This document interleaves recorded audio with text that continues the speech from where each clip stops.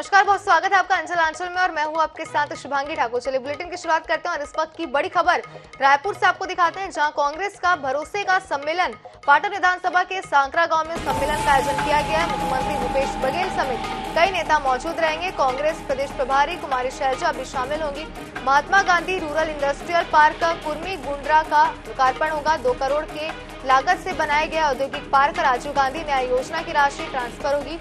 CM Bhupesh Baghel online transfer करेंगे राशि और बता दें किसानों को खाते में ट्रांसफर होंगे 1894 करोड़ रुपए। गोधा न्याय योजना के हितग्राहियों को भी मिलेगी सौगात। तो इस वक्त की बड़ी खबर आपको दिखा रहे हैं रायपुर से, जहां बता दें कांग्रेस का भरोसे का सम्मेलन जो है उसका आयोजन किया गया है। पाटन विधानसभा के सांकरा गांव में सम्मेलन का आयोजन किया गया है, जिसमें मुख्यमंत्री भूपेश बघेल समेत कई बड़े नेता जो है कांग्रेस के वो शामिल होंगे और कांग्रेस प्रदेश प्रभारी कुमारी शैलजा भी इसमें शामिल रहेंगी। तो बड़ी खबर इस वक्त की रायपुर से आपको दिखा रहे हैं।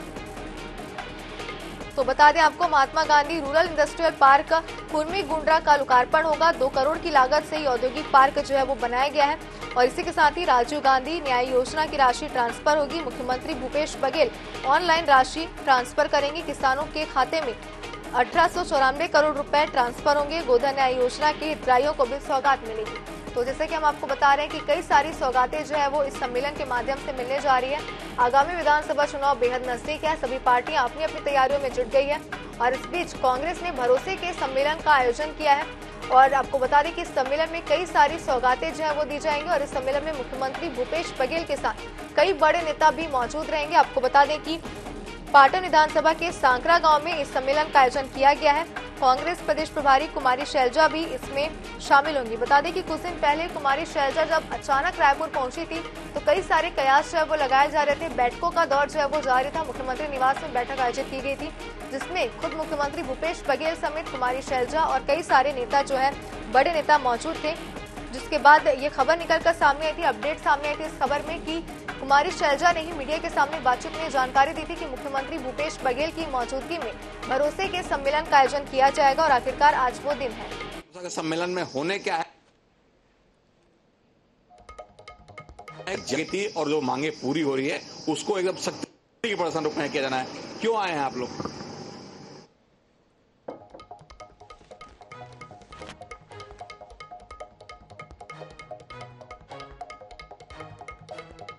तो बात करें हम कांग्रेस का भरोसे का सम्मेलन की, आपको एक बार फिर बता दें कि पाटन विधानसभा के सांकरा गांव में सम्मेलन का आयोजन किया गया।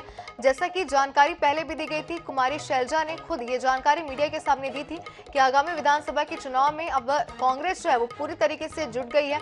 तैयारियों का दौर, बैठकों का दौर जारी है और लगातार सभाएं भी की जा रही हैं, जिसके तहत ही कांग्रेस का भरोसे का सम्मेलन का आयोजन जो है वो किया गया है, जिसमें बातचीत होगी, जनता से संवाद करेंगे मुख्यमंत्री भूपेश बघेल और कांग्रेस के कई बड़े नेता और जनता को साधने का प्रयास भी किया जाएगा। और इसी के साथ ही आपको बता दें कई सारी सौगातें जो है वो भी मिलने वाली है। सौगातों की अगर बात करें तो Mahatma Gandhi rural industrial park Kurmi Gundra का लोकार्पण होगा। 2 करोड़ की लागत से औद्योगिक पार्क बनाया गया है। तो हमारे संवाददाता आनंद नारायण ओझा हमारे साथ जुड़ गए। आनंद, आज आखिरकार वो दिन सामने आ गया है जहां कांग्रेस का भरोसे का सम्मेलन है, क्या कुछ तैयारियां इसे लेकर के की गई अब तक? कार्यक्रम की भव्यता ऐसे समझी जा सकती है कि दुर्ग संभाग का ऐसा कोई गांव नहीं है जहां से यहाँ पर किसान और जो लोग हैं वहां पर इस सम्मेलन में नहीं आ रहे हैं।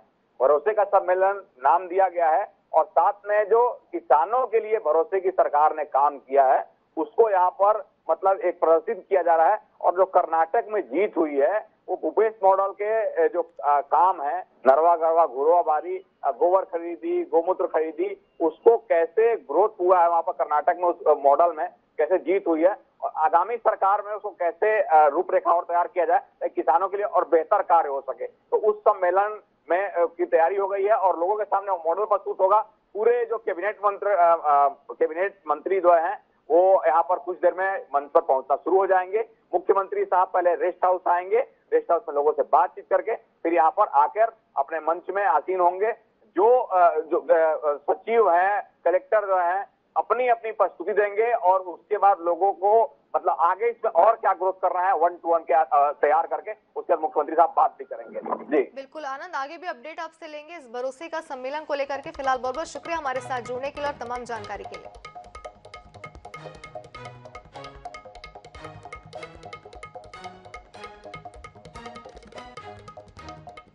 और इसी बीच भोपाल से बड़ी खबर आपको दिखाते हैं इस वक्त की आबकारी विभाग की बड़ी कार्रवाई। अवैध शराब को लेकर शहर में छापामार कार्रवाई। देर रात आबकारी विभाग ने कई ठिकानों पर छापा मारा। ढाबे और होटलों में परोसी जा रही थी शराब। अवैध रूप से शराब पिलाने और खरीदने के 71 मामले दर्ज हुए। 40 कर्मचारियों को 60 टीमों में बांटकर कार्रवाई की गई है। तो एक बड़ी कार्रवाई की गई है अवैध शराब को लेकर के। एक बार फिर बता दें, इस वक्त की बड़ी खबर आपको दिखा रहे हैं भोपाल से, जहां 40 कर्मचारियों को 60 टीमों में बांटकर ये कार्रवाई जो है वो की गई है। तो आबकारी विभाग की एक बड़ी कार्रवाई से हम कह सकते हैं, जो पूरे प्लानिंग के साथ की गई है। और आपको बता दें एक बार फिर तस्वीरें भी हैं जो आप देख सकते हैं, कुछ जहां अवैध शराब जो है पिलाई जा रही थी अवैध तरीके से। INS 24/7 पर यह एक्सक्लूसिव तस्वीरें हम आपको दिखा रहे हैं। आबकारी विभाग की एक बड़ी कार्रवाई जो है वो सामने आ रही है। बता दी कई सारे प्रकरण मामले जो है वो दर्ज किए गए थे, जिसके बाद इस पूरे मामले पर कार्रवाई की गई है। तो आपको बता दें आबकारी विभाग की एक बड़ी कार्रवाई जो है इस वक्त सामने आ रही है।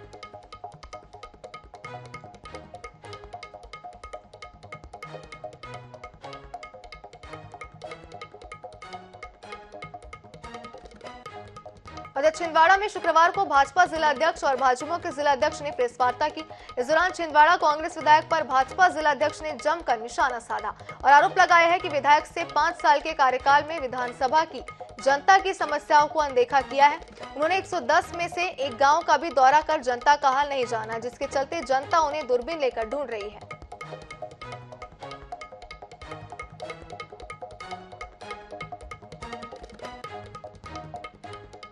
इधर अलीराजपुर नगर में गौ कृपा कथा का आयोजन किया जा रहा है, जिसके शुभारंभ के अवसर पर भव्य कलश यात्रा और शोभा यात्रा निकाली गई। बता दें यात्रा शहर के मुख्य मार्गों से होते हुए कार्यक्रम स्थल राजवाड़ा परिसर पहुंची। शोभा यात्रा से कथावाचक गोपाल आनंद सरस्वती समेत बड़ी संख्या में श्रद्धालु शामिल हुए। कथा का आयोजन 20 मई से 26 मई तक चलेगा।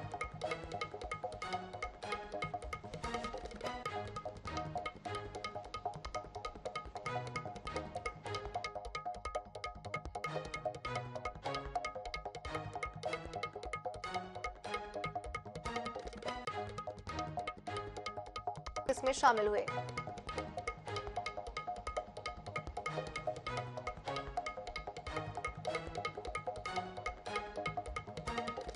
मध्य प्रदेश के गंज बसौदा में हनुमान कथा का आयोजन किया जा रहा है, जहां जगत गुरु रामभद्राचार्य बजरंग बली की गाथा सुना रहे हैं। कथा के दौरान उन्होंने श्रद्धालुओं से कहा कि कथा और यज्ञ को व्यवसाय का साधन मत बनाइए, क्योंकि यह पैसा कमाने का नहीं बल्कि ईश्वर से मिलाने का साधन है। इसके साथ ही उन्होंने क्षेत्र में नशे के बढ़ते चलन पर भी प्रहार किया है और युवा पीढ़ी से नशे से दूर रहने की अपील की है। कथा सुनने के कलेक्टर और SP भी पहुंचे हुए थे।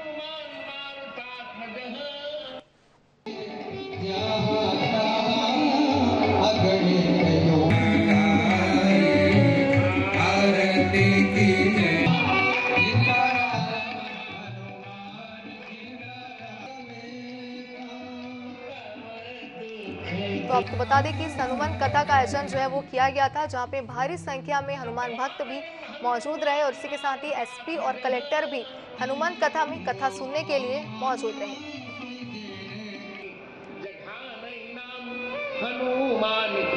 बलरामपुर जिले के पुंदाग गांव में शुक्रवार को कैंप लगाया गया, जिसमें कलेक्टर की टीम ने विधायक की मौजूदगी में ग्रामीणों की समस्याओं का समाधान किया। इस दौरान उन्होंने ग्रामीणों को शासन की योजनाओं का लाभ दिलाने का भरोसा दिलाया। साथ ही उन्होंने कहा कि गांव का विकास आगे भी होगा और इस दौरान SP मोहित गर्ग, सामरी विधायक चिंतामणि महाराज भी मौजूद रहे। हम आमजनों की यहाँ की लोकल जो आमजन है बहुत दूरसंचल में है, उनके वास्तविक समस्याओं से हम अवगत हों और आगे जो है इनकी समस्याओं के समाधान की तरफ हम आगे बढ़ सकें। आगे अगर हम आज जो यहाँ के आमजनों ने समस्याएं सुनाई हैं, बताई हैं हमें, उस पर लगातार सभी विभागों के द्वारा निराकरण किया जाएगा। आगे बढ़ते हैं। बमीठा थाना क्षेत्र में स्थित बागेश्वर धाम में अर्जी लगाने आए बिहार के एक शिक्षक 3 महीने से लापता हैं। शिक्षक का नाम लालन कुमार बताया जा रहा है और वह बिहार के दरभंगा जिले का रहने वाला है। वह 6 फरवरी 2023 को बागेश्वर धाम पहुंचा और इसके बाद से उसका कुछ पता नहीं चल पा रहा है। परिजन लगातार उसे तलाश रहे हैं। शिक्षक के भाई लक्ष्मण ने तो उसे ढूंढने के लिए 12 लाख रुपए सालाना की नौकरी छोड़ दी है। वह अपने भाई की तलाश में दर-दर भटक रहा है। लक्ष्मण का कहना है कि जो भी लालन कुमार का पता बताएगा उसे 1 लाख रुपए का इनाम दिया जाएगा। मामले में गुमशुदगी की रिपोर्ट मीठा थाने में दर्ज कराई गई है। एसपी विकास सिंह ने बताया कि लापता शिक्षक की तलाश की जा रही है। बागेश्वर धाम के महंत वीरेंद्र कृष्ण शास्त्री के पास उनके छोटे भाई लक्ष्मण ने 3 बार अर्जी लगाई और यही नहीं कि शिक्षक की पत्नी भी 2 बार अर्जी लगा चुकी है। लक्ष्मण का कहना है कि मैंने भाई की तलाश में जगह जगह पोस्टर लगाए, सोशल मीडिया पर उनकी तस्वीर और मेरे नंबर सर्कुलेट कर दिए, जिसमें किसी भी तरह से मुझे कोई पता अब तक मेरे भाई का नहीं चल सका। लक्ष्मण कुमार का कहना है कि उसे बाबा और उनके दिव्य दरबार पर बिल्कुल भी भरोसा नहीं रहा। अगर बाबा और उनमें जरा भी सत्यता है तो मेरे भाई का पता लगवा दें जो उनके दरबार से गायब हुआ है। मेरा भाई बागेश्वर धाम से 6 फरवरी से ही गायब है, जो अभी 3 महीने से ज़्यादा होने के हो गए हैं। उन्होंने सही सलामत बागेश्वर धाम दर्शन करने आए थे, लेकिन 6 तारीख के बाद से उनके साथ अभी क्या हो गई वो घर नहीं पहुंचे हैं। इसके लिए मैं तलाश ही रहा हूं उस दिन से, अब लास्ट के 3 महीने से।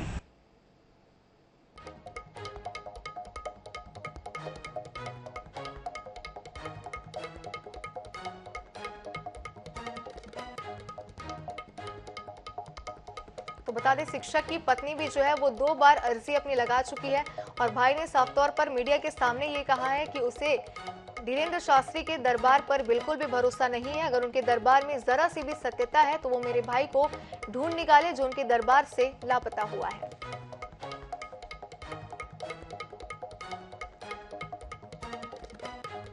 को मिल रहा है। पिछले कुछ सालों में स्वास्थ्य सेवा के क्षेत्र में जिला काफी सुदृढ़ हुआ है। ग्रामीण क्षेत्रों में जहां हेल्थ एंड वेलनेस सेंटर से लोग लाभ उठा रहे हैं तो वहीं जिला चिकित्सालय में पिछले कुछ सालों में ही बड़े शहरों की तरह सुविधा मिलने लगी है। सरकारी अस्पतालों के सुदृढ़ीकरण का लाभ आम जनता को मिल रहा है। देखिए इस रिपोर्ट में।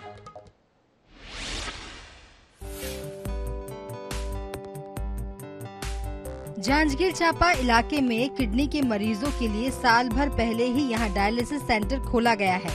सेंटर में अब तक 3,900 डायलिसिस किए जा चुके हैं। सिटी स्कैन की सुविधा भी हाल ही में शुरू की गई है। इसके अलावा कैंसर रोगियों के लिए कीमोथेरेपी सेंटर, कमजोर बच्चों के लिए DEIC, मानसिक रूप से कमजोर लोगों के लिए स्पर्श क्लिनिक भी खोला गया है।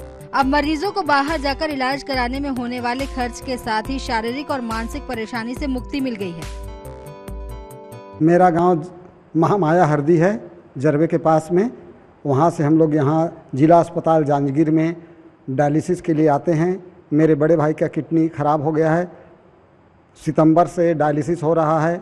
पहले हम लोग कोरबा जाते थे, वहाँ डायलिसिस होता था जिससे जाने आने में परेशानी होती थी, और नवंबर से हम लोग जिला अस्पताल जांजगीर में ही डायलिसिस करा रहे हैं। यहाँ बिल्कुल निःशुल्क है, किसी भी प्रकार की कोई शुल्क नहीं लिया जाता है। राज्य शासन के निर्देशानुसार जिला चिकित्सालय में साल दर साल जो है सुविधाओं की वृद्धि हो रही है।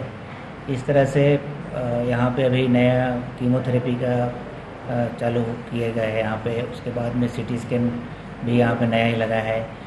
और उसके अलावा डायलिसिस, जो बहुत सारे किडनी के मरीज रहते हैं, किडनी में परेशानी रहती है, उनको डायलिसिस सुविधा दिया जा रहा है। ग्रामीण क्षेत्रों में भी पिछले कुछ सालों में स्वास्थ्य सेवाएं पहले की तुलना में काफी बेहतर हो गई हैं। प्राथमिक स्वास्थ्य केंद्रों में सुविधाओं का विस्तार हो रहा है।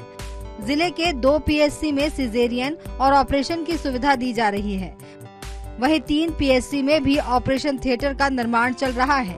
गांव-गांव में आसानी से उपचार के लिए जिले में 161 हेल्थ एंड वेलनेस सेंटर बनाए गए हैं। इन सेंटर्स में गर्भवती महिलाओं के सिजेरियन ऑपरेशन भी किए जा रहे हैं। जांजगीर जिला में 161 हेल्थ वेलनेस सेंटर है। 161 हेल्थ वेलनेस सेंटर में सभी जगह 24 घंटे 7 दिन डिलीवरी की सुविधा उपलब्ध कराई जा रही है। उसके लिए हमारे पास में भवन भी है और हमारे पास में स्टाफ भी है। डिलीवरी के साथ में टीकाकरण और जो शासन के मापदंड है, 12 मापदंड जिन जगहों में हमारी आवश्यकता है, वो सब पूरी तरह से चलाई जा रही हैं सारे कार्यक्रम हेल्थ वेलनेस सेंटर में, जो हमको प्रशासन के द्वारा उपलब्ध कराई गई हैं, सब हम करवा रहे हैं। स्वास्थ्य सेवा के क्षेत्र में सुविधा विस्तार का काम लगातार जारी है। अब जिले में मेडिकल कॉलेज खोलने की प्रक्रिया भी शुरू हो गई है। इससे आने वाले दिनों में जिले वासियों को महानगरों की तरह सुविधा उपलब्ध हो सकेगी। INH news bureau.